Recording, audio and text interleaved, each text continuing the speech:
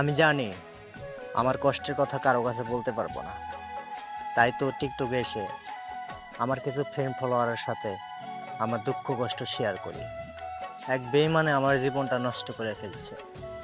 ৪ বছর তার সাথে আমার সম্পর্ক ছিল। তখন খুব ভালো ছিলাম।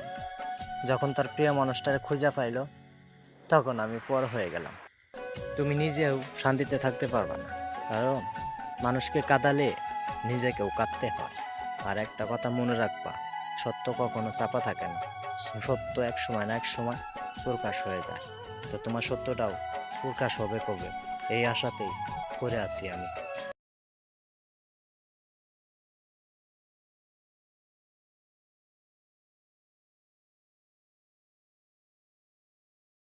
আমার রাতের ঘুম কাইরা নিছো, আমার খাওয়া দাওয়া বন্ধ করছো, আমার ঘুরে শান্তি নাই, কাজ করতে শান্তি নাই, আমার